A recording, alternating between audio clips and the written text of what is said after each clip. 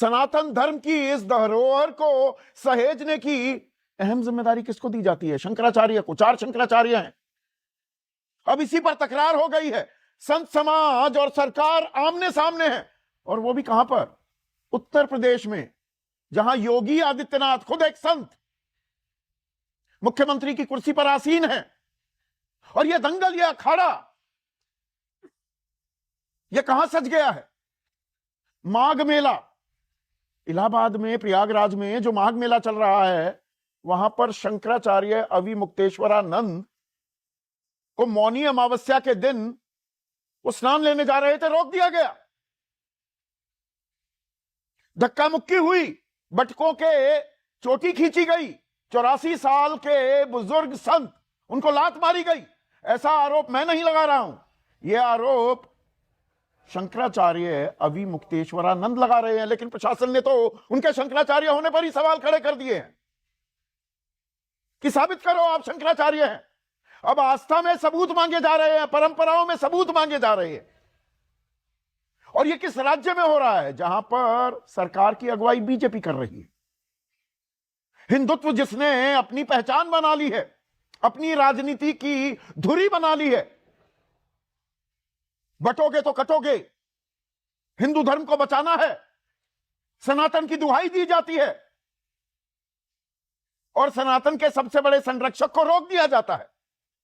और इसमें बीजेपी के संत और विपक्ष के संत, यह दोपहर भी होती दिखाई दे रही है।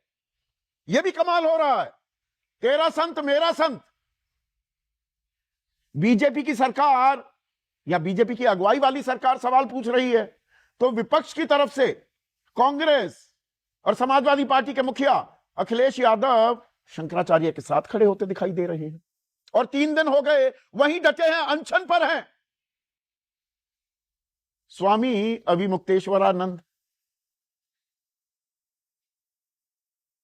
तो ये लड़ाई क्या विपक्ष एक बहाना बना रहा है अविमुक्तेश्वरानंद के नाम पर? वो महज बहाना, हिंदू वोट है लुभाना?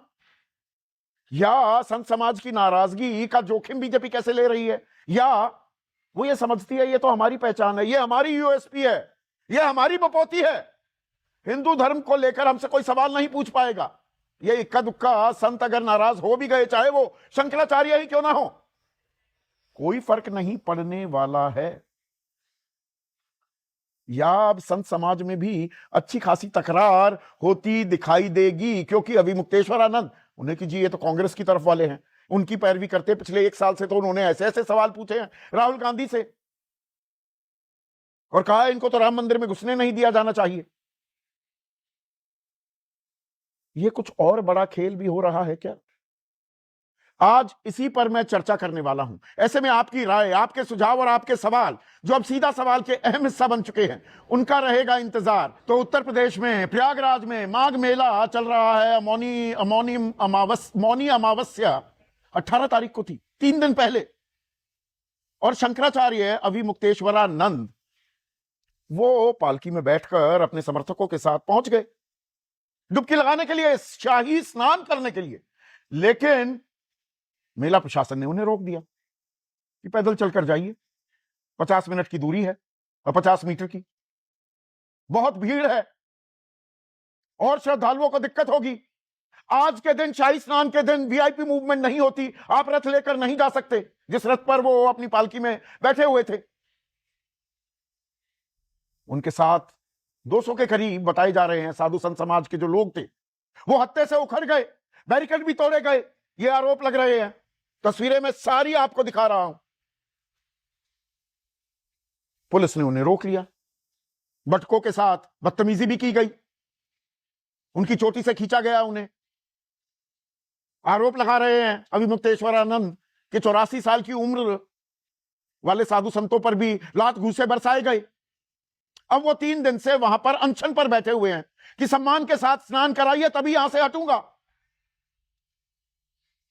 पर इस बीच रात 12 बजे 18-19 की दरमियानी रात प्रशासन ने अविमुक्तेश्वरानंद, स्वामी अविमुक्तेश्वरानंद के शंकराचार्य होने पर ही सवाल खड़ा कर दिया कि यह साबित करिए कि आप शंकराचार्य हैं।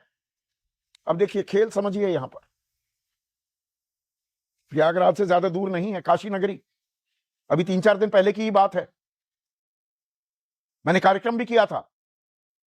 अहिल्याबाई होलकर, उनकी प्रतिमा ध्वस्त की गई, मेरा आरोप नहीं, होलकर ट्रस्ट के अध्यक्ष यानी कि उनके वारिस, उन्होंने आरोप लगाया, साधु संत समाज ने आरोप लगाया, हिंदू देवी देवताओं की मूर्तियां वहां पर तोड़ी गई। मणिकर्णिका घाट के चौड़ीकरण सौंदर्यकरण के नाम पर, दाह संस्कार की बेहतर व्यवस्था करने के नाम पर क्या कह दिया गया कि ये तो एआई जनरेटेड है, आर्टिफिशियल इंटेलिजेंस वाली भ्रामक वीडियो दिखाई जा रही है, कोई अहिल्याबाई होलकर की प्रतिमा ध्वस्त नहीं हुई है, जीर्णोद्धार होगा तब दिखा देंगे। तो आज प्रयागराज में यह सवाल गूंज रहा है कि भाई दिखाइए, सबूत बताइए, आप शंकराचार्य कैसे हैं, यह साबित कीजिए। जबकि परंपरा क्या है सनातन धर्म की, आदि शंकराचार्य ने क्या परंपरा इजाद की थी, स्थापित की थी, कि सनातन को सहेजने का, उस धरोहर को आगे बढ़ाने का, उस परंपरा को आगे बढ़ाने का काम 4 शंकराचार्य करेंगे। 4 पीठ, बद्रीनाथ, ज्योतिर्धाम, जिनके शंकराचार्य है अभी मुक्तेश्वरानंद हैं, पश्चिम में द्वारका में शारदा पीठ, पूर्व में पुरी गोवर्धन पीठ और दक्षिण में कर्नाटक के चिकमंगलूर में श्रृंगेरी शारदा पीठ। अब प्रशासन पूछ रहा है आप कैसे हुए, इसके पीछे पृष्ठभूमि क्या है।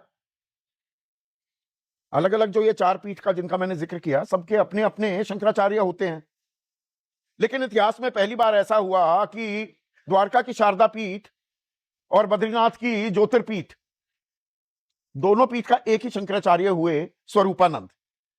अब इनकी मौत हो गई 11 सितंबर 2022 को, निधन हो गया। तो इन्होंने घोषित कर दिया था, 12 सितंबर को घोषणा बाकायदा आधिकारिक तौर पर कर भी दी गई, स्वामी अभी मुक्तेश्वरानंद ज्योतिष पीठ के नए शंकराचार्य घोषित हो गए, पट्टाभिषेक हो गया। अब किसी ने आपत्ति दर्ज कराई, अक्टूबर में सुप्रीम कोर्ट चले गए, सुप्रीम कोर्ट ने इस पट्टाभिषेक पर रोक लगा दी, जिसे अंजनी कुमार मिश्रा हैं अभी मुक्तेश्वरानंद के वकील, अब इन्होंने एक कारण बताओ नोटिस दे दिया है, उल्टा नोटिस दे दिया प्रयागराज प्रशासन को कि किस बिना पर आप कह रहे हैं, इनसे सवाल पूछ रहे हैं, आप होते कौन है सवाल पूछने वाले। और अदालत ने ऐसी कोई रोक नहीं लगाई है। और इसमें एक और दिलचस्प बात है, प्रयागराज प्रशासन आज तो पूछ रहा है, मेला प्रशासन, पिछले साल जनवरी के महीने, इसी महीने में महाकुंभ भी हुआ। महाकुंभ में 29 तारीख को, 29 जनवरी को 3 शंकराचार्य, विधुशेखर भारती जी श्रृंगेरी शारदा पीठ के, सदानंद सरस्वती द्वारका शारदा पीठ के, और अभी मुक्तेश्वरानंद सरस्वती ज्योतिर्मठ पीठ के, जिन पर आज ये बवाल हो रहा है और सवाल पूछे जा रहे हैं कि कैसे हो आप शंकराचार्य।